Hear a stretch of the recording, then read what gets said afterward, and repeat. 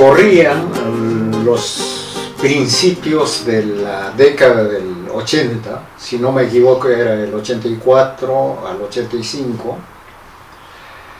yo recibí una carta en forma de un sobre de algunos conocidos que vivían fuera de Suiza, en Europa. Y en esa carta venía una comunicación y una cassette. En ella me decían que sí, en Suiza había una posibilidad de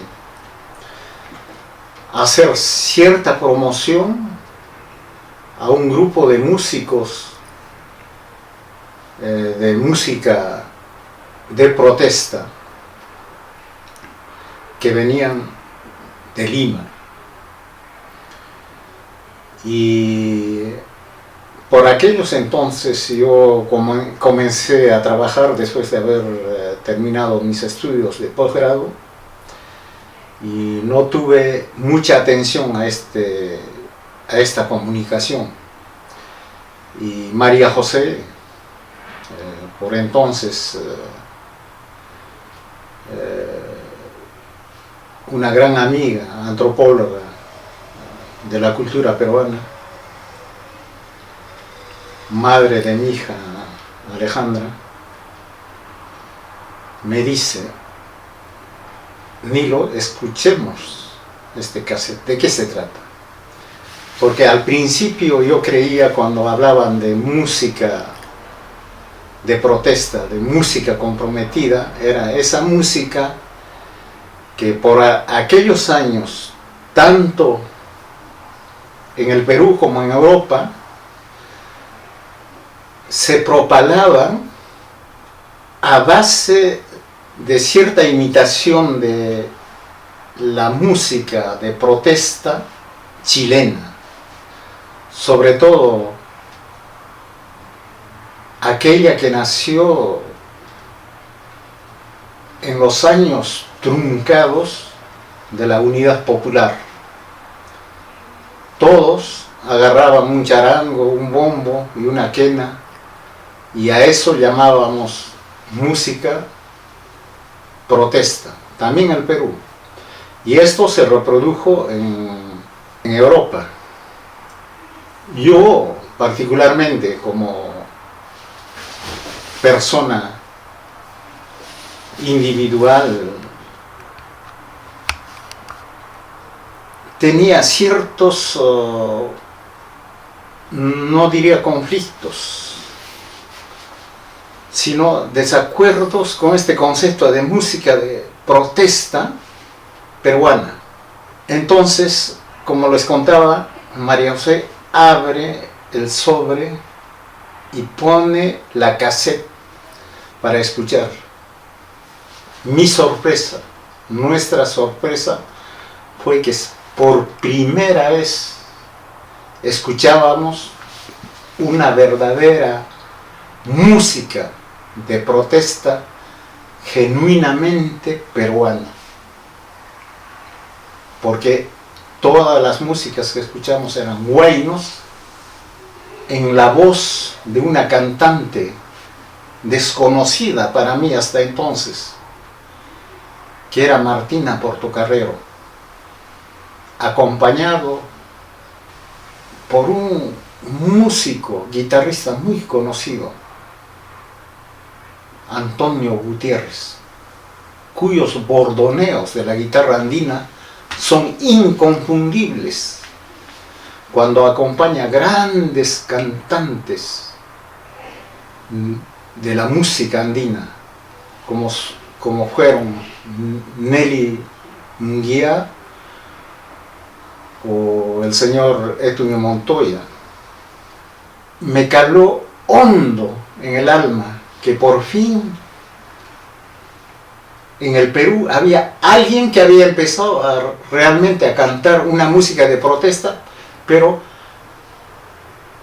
con el limo profundo de esos ríos grandes que surcan el alma del Perú, que era el huayno. la música andina, porque el Perú se pasó imitando cosas de afuera para todo. Entonces, por eso que unos días después, si no es unas semanas, perdonen la memoria, estábamos recibiendo en la estación de Cornaván de Ginebra a Martina Portocarrero, junto con su hijita Martita, su esposo Lucho Salazar y un guitarrista que se llamaba Paco Chambi. Ahí empieza la presencia de Martina en este país pequeño y grande, que lo recibieron a esos músicos que integraban este grupo. Ahí empieza, creo, un poco la historia de Martina Portocarrero, que luego se radiaría hacia otros sectores de Europa. Cantó en Londres, París, pero sin olvidar su país, porque aparte de ser cantante, aparte de ser intérprete y aparte de ser creadora de bellas canciones como Mamacha de las Mercedes o Carita de Manzana, su ser estaba abocado siempre a esta manera de que pocos artistas se preocupan del destino social, del destino político de una nación, de un país. Martina Portocarrero cantaba canciones bellas, pero paralelamente también cantaba mensajes de esperanza. Soñaba con opciones donde el pueblo podía y debía tomar otras rutas, otros sueños de igualdad, de justicia, para cobrar esto que debía tanto la historia, para borrar las injusticias. Eso era Martina Portocarrero,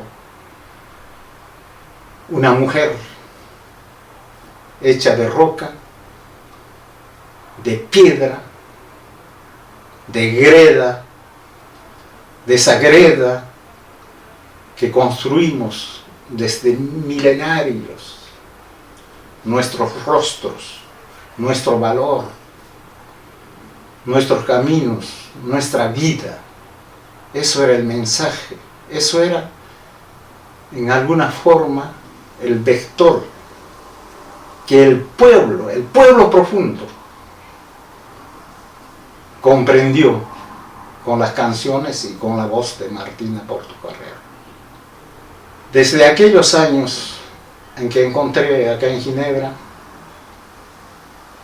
para mí sus canciones quedaron perennes. La flor de la retama, como su amistad, nunca se marchitaron. Con ella tejía amistades, tal vez de nombres bien conocidos o poco conocidos, pero en esta relación siempre hubo cierta humildad, una dimensión muy humana. Recuerdo que se hizo muchas cosas con ella. Estimado Nilo, tú nos hablas de que Martina ha tejido amistades en toda la Suiza romana. Han habido también instituciones que en Lausanne la han apoyado y que han trabajado con ella. ¿Sabes algo de esas amistades, de esos lianes? Sí, efectivamente. Cuando hablo de que la presencia de Martina Portocarrero, primero en Ginebra, luego en Lausanne, en Lausana, donde se estableció hasta su partida final de esta tierra, hubieron no solamente amistades individuales, sino colectivos. Colaboró con muchos centros sociales, mismo, si yo te hablo que ella utilizó de alguna forma la musicoterapia, que ayudó en mucho sentido al sector paramedical de la sociedad donde vivimos. Lió amistades con organismos políticos, sociales, culturales.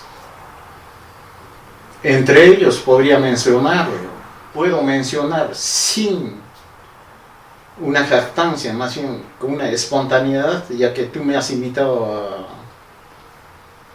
a dar estas palabras, a ti, Javier Morales. El centro que diriges desde siempre, Peruanos en Suiza, fue una ventana de difusión de esta cultura de la emigración, de esta cultura de la nostalgia, al mismo tiempo de la presencia del mundo peruano en Suiza. Es un medio de comunicación, es un medio de difusión, al mismo tiempo parece el crisol donde todos los peruanos se encuentran. Y no solamente contigo, sino Martina fue también aceptada en otros centros latinoamericanos. Es eso. Y gracias, creo, a la difusión de ustedes como medios periodísticos, como medios de comunicación, nuestra presencia al lado de Martina fue más visible. Y yo te agradezco en medio de esta pequeña entrevista tu gran vocación, Javier, pero sobre todo una vocación sin intereses. Me recuerdo de Cristian Muri, una gran amiga suya con quien formaron, y con muchos otros, la Peña del Sol en Lausanne, que fue un espacio cultural casi de renombre en Europa. Me acuerdo que con ella nos cruzamos en caminos con artistas, con intelectuales o con simples hermanos, hermanas de la calle, y siempre guardamos la humildad. La he visitado últimamente, casi una semana antes de su partida, a las entrañas de la Pachamama y a ese gran cielo andino que tiene el mismo color en cualquier parte de la tierra, junto con un amigo suyo y mío, Marco Amán. La vi en su lecho de despedida, en una clínica de la ciudad de Lausana. Y lo único que yo le dije, y probablemente se llevó en su alma y en su corazón,